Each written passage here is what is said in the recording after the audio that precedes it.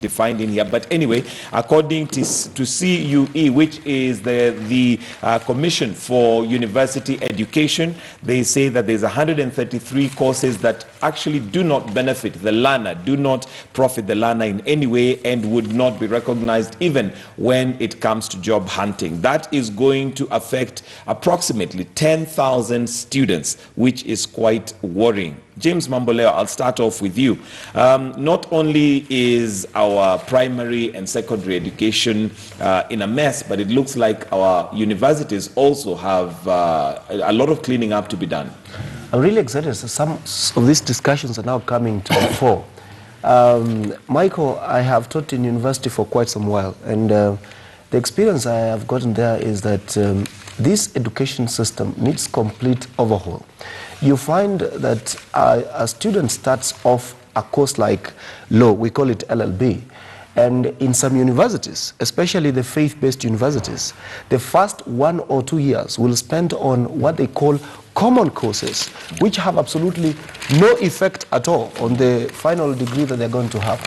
So that you find in one university, a student has started the LLB degree, and another one has started in another university, so that at the end of the 2 years, this other one has already gotten into the law program, while this student in, let's say, a faith-based university is still grappling with all manner of courses that are neither here nor there for the purposes of attaining a law degree. Now, be that as it may, the important thing that I think is extremely important is standardization, harmonization. There is an organization that is called the Council for Legal Education, which for all intents and purposes is moribund. There is an organization called the Commission for University Education, which only barks but never bites. And we expect these organizations to quickly come up with harmonized programs for all courses that are out there in the universities. And then the most important thing, most employers have been complaining that the courses that students undertake in tertiary institutions do not respond to the challenges that we have in the market right now. And so these institutions that are regulatory in nature are supposed to pull up their socks, make sure that they do a complete audit of all the courses that are being offered in all institutions, and make sure that parents and students are getting value for their money, and then most importantly, that the market is getting the set of skills that it requires to drive the economy forward. All right, let me come to you, Mr. Waweru, your thoughts on this, and a matter of concern there, given that university is meant to be the place that's refining the job market, but with 10,000 students at risk of not having done anything for those 3 or 4 years that they've been in campus. You know, what I have a problem with there is we cannot be having oversight organizations or institutions coming up with ad hoc decisions. This should have been foreseen many years ago, and because it demonstrates that there's poor planning on the part of like CUE, and this is not the time they should wake up and say that these courses are useless. And although I also disagree with that notion, because I don't think education is people are trained just for employment. At the level of university, you are not supposed to be trained just because you're gonna provide labor to anyone. There's more to that in education than just to look for a job. Okay, Senator, your thoughts on this? Well, the problem I have with this CUE is that it is overregulating that industry. I think from a legal point of view, it is the respective senate of each and every university that has the legal mandate to decide which course they are going to offer their students. That should not be centralized.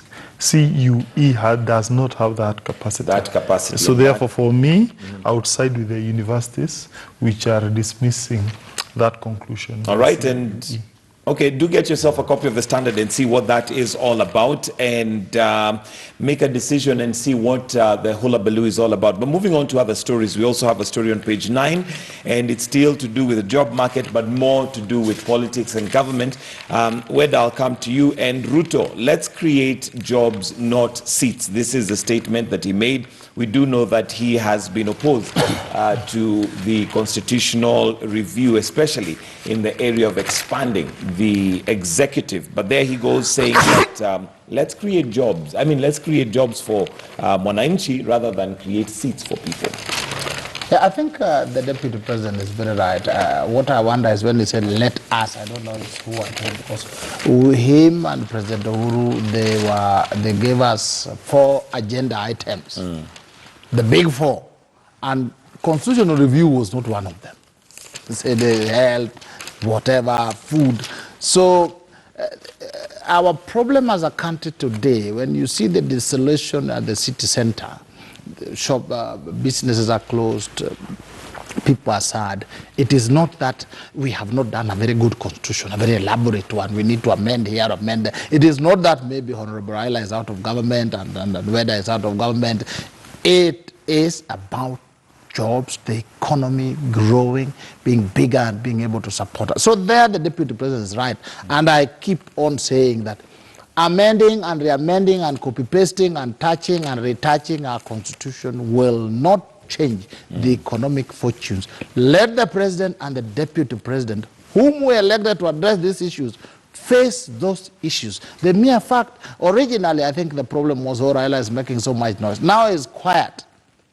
This quietness or this cooperation should be used to grow the economy. Mr. President, we are waiting for the railway to go to Kisumu.